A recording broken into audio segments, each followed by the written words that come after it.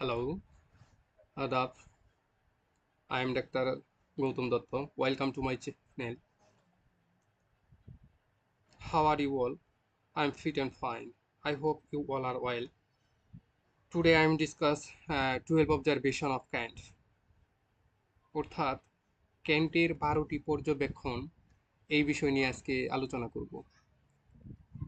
Homeo চিকিৎসার ক্ষেত্রে 12 observation of can't অর্থাৎ ক্যান্টের এই 12টি অবজারভেশন একটি গুরুত্বপূর্ণ ভূমিকা পালন করে।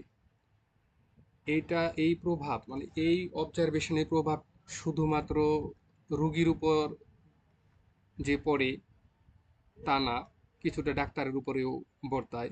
কেননা রুগীর অবস্থা কখন খারাপ হচ্ছে, কখন ভালোর দিকে যাচ্ছে, কতটুকু খারাপ হলে রুগীর জীবন নাশ হতে পারে, এই বিষয়গুলা ডাক্তারকে ভালোভাবে অবজারভেশন করতে হয় বা পর্যবেক্ষণ করতে হয়।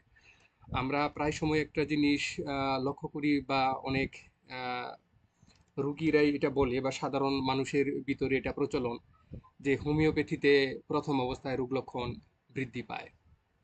আমি বলবো এই তথ্যটা সম্পূর্ণই ভুল। সব সময় রুগীর ক্ষেত্রে রুগীর লক্ষণ বৃদ্ধি পায় না, এবং বৃদ্ধি পেলে তাদের অনেকেরই ধারণা যে বৃদ্ধি পেলে সকল ক্ষেত্রে বৃদ্ধি পেলেই রোগ ভালো বা রোগ ভালো হয়। এই কথাটাও সত্যি নয়। এই বিষয়টা যদি আমরা বিস্তারিত যদি জানতে চাই বা বুঝতে চাই, তো এক্ষেত্রে ক্যান্টের অবজারভেশন 12 অবজারভেশন যেটা আছে সেটা আমাদের পর্যবেক্ষণ করতে হবে ভালোভাবে।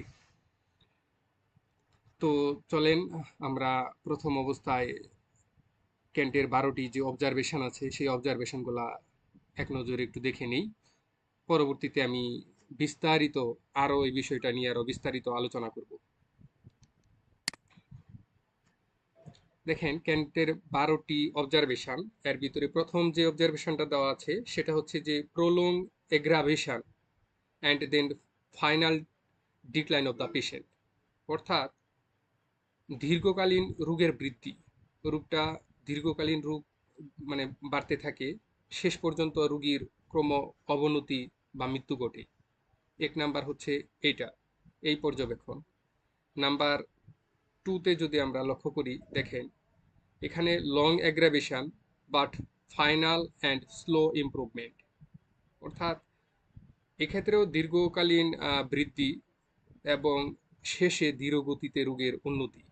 অর্থাৎ প্রথমে বৃদ্ধি পায়, পরবর্তীতে সেটা আহ, ধীরে ধীরে রোগের উন্নতি ঘটে, মানে এখানে অ্যান্ড স্লো ইমপ্রুভমেন্ট।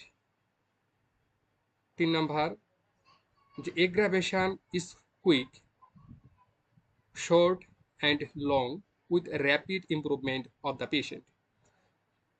এক্ষেত্রে তড়িঘড়ি বা তাড়াহুড়া কিন্তু সংক্ষিপ্ত এবং জোরালো রোগ বৃদ্ধি, তারপর শুরু হয় অতি দ্রুত গতিতে রোগের উন্নতি। অর্থাৎ প্রথমে দেখা যাচ্ছে যেটা বৃদ্ধিটা হয় খুব কম অল্প সময়ের জন্য বা এবং জোরালো বৃদ্ধি। এখানে বলছে যে strong strong and rapid with rapid improvement of the patient, এবং বলছে যে অতি দ্রুত গতিতে রোগের উন্নতি হয়।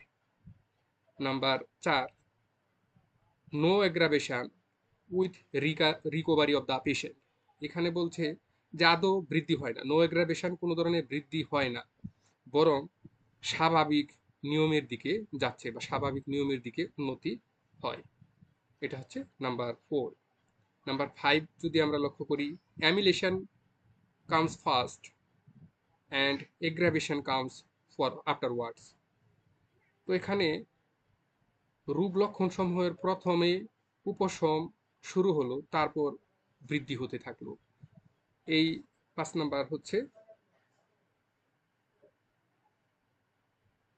এরকম। এইবার যাচ্ছি 6 নাম্বারে,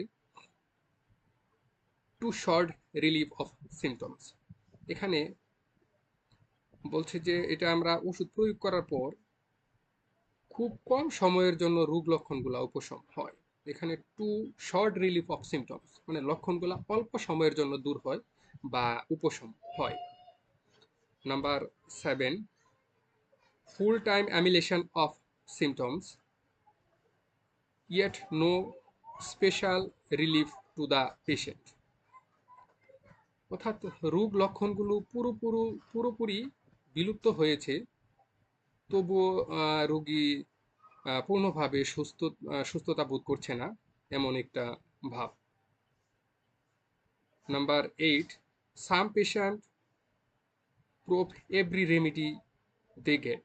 এখানে যে এমন কিছু কিছু রোগী আছে যারা প্রত্যেকটি ওষুধ সেবনের পর প্রভারের মতো আচরণ করে। অর্থাৎ ওষুধগুলা প্রুভ করতে গেলে যে যে ধরনের আচরণ হয়, মানে যেই মেডিসিনটাই তাকে দেওয়া হয় না কেন, প্রত্যেকটা মেডিসিনে কোনো না কোনো লক্ষণ সে মানে লক্ষণ দেখায়, প্রভারের মতো আচরণ করে। নাম্বার 9, অ্যাকশন অফ রেমেডি আপন প্রোভার্স। এখানে বলছে যে প্রোভারদের উপর হোমিও ঔষধের কার্যাবলী। অ্যাকশন অফ মেডিসিন আপন প্রোভার্স। Number 10, new symptom appears after the remedy. অর্থাৎ নিউ সিমটমস, অর্থাৎ ওষুধ প্রয়োগের পর এখানে রেমেডি প্রয়োগ করার নতুন লক্ষণাবলী দেখা দেয়। নিউ সিমটম অ্যাপিয়ারিং চলে আসে আফটার দ্য রেমেডি, ওষুধ প্রয়োগের পর নতুন কিছু লক্ষণ চলে আসে। 10 নাম্বার হচ্ছে এটা। এবার number 11, when old symptoms are about to reappear. এখানে বলছে ঔষধ প্রয়োগের পর রোগীর পুরনো একের পর এক লক্ষণ ফিরে আসছে। অর্থাৎ আগে যে সকল রোগ, সাপ্রেশন অফ ডিজিজ আমরা যেটা বলি, যে চাপা পড়েছিল, সে লক্ষণ বা রোগগুলো আবার ফিরে আসছে। এটা 11। ভালো আছো মনির। নাম্বার 12 হচ্ছে symptoms tax the wrong direction. এখানে বলা হচ্ছে যে মেডিসিন প্রয়োগ করার পর symptom tax the wrong direction, অর্থাৎ ওষুধ প্রয়োগের পর রোগ লক্ষণাবলী ভুল নির্দেশনা দেখায়, বা উল্টা পথ, যেটা আমরা বলি যে উল্টা পথে চলতেছে, তার মানে প্রয়োগটা ভুল হয়েছে। এই হচ্ছে মূলত ক্যান্টের 12টা অবজারভেশন। এই 12টা অবজারভেশনের আবার কোন ক্ষেত্রে কি করতে হবে এই বিষয় নিয়ে আবার একটু বিস্তারিত আলোচনা পরবর্তী আরেকটা ভিডিওর মাধ্যমে আমি যুক্ত করব। কারণ ধরেন এখানে সর্বশেষ বিষয়টা যদি আমি লক্ষ্য করি বা এটাতে যদি আমি বলি যে ওষুধ প্রয়োগের পর রোগ লক্ষণাবলী ভুল নির্দেশনা দিচ্ছে, বা এটা যে আমার ওষুধ প্রয়োগটা ভুল হয়েছে এই বিষয়টা আবার নির্দেশ করতেছে। তো দ্যাট মিনস এই প্রভাবটা যখন আমি লক্ষ্য করি, বা এটা যখন আমি রোগীর মাধ্যমে দেখতে পারি, বা রোগী যখন আমাকে এই ধরনের নির্দেশনার কথা বা লক্ষণের কথা যখন বলে, তখন আমরা ধরে নিতে হবে যে দ্যাটস প্রগনোসিস ইজ ব্যাড। অর্থাৎ এই প্রগনোসিস বা পূর্বাভাসটা হচ্ছে কি, রোগীর ক্ষেত্রে যে পূর্বাভাসটা দিচ্ছে সেটা হচ্ছে খারাপ। হ্যাঁ, তো এই ক্ষেত্রে আমার ধারণা করে নিতে হবে যে আমার কি, যে আহ, আহ, অনুমান করে নিতে হবে যে ওষুধটি আমার নির্বাচিত যে ওষুধটি সেটা ভুল হয়েছে। তো এই ক্ষেত্রে আমি কি করব, মানে হোয়াট টু ডু। তো অবিলম্বে প্রতিষেধক বা অ্যান্টিডট যে ওষুধগুলো আছে সেই ওষুধগুলা এক্ষেত্রে প্রয়োগ করতে হবে। এইভাবে প্রতিটা লক্ষণের ক্ষেত্রে, প্রতিটা অবজারভেশন বা লক্ষণের ক্ষেত্রে যে যখন আমরা পর্যবেক্ষণ করছি, এভাবে বিস্তারিত আমি বিষয়টা বলবো যে কোন ক্ষেত্রে আমি কি করব, কখন ওষুধ প্রয়োগ করতে হবে, কখন ওষুধ চালিয়ে যেতে হবে, কখন ফাইটাম বা প্লাসিবো দিতে হবে, কখন ওষুধ প্রয়োগ আহ, মানে মাত্রা ডোজ লো পটেন্সি দিতে হবে। এই বিষয়গুলা বিস্তারিত পরবর্তী আরেকটা ভিডিওর মাধ্যমে আপলোড করার চেষ্টা করব। তো আজকে আশা করছি যে এই 12টা অবজারভেশন সম্পর্কে আপনাদের সংক্ষিপ্ত একটা ধারণা হয়েছে, এবং বারবার যদি আপনারা আমার এই ভিডিওটা দেখেন, আশা করছি যে এই 12টা অবজারভেশন আপনার মাথায় স্মৃতিতে গেঁথে যাবে। তো ধন্যবাদ, ভালো থাকবেন।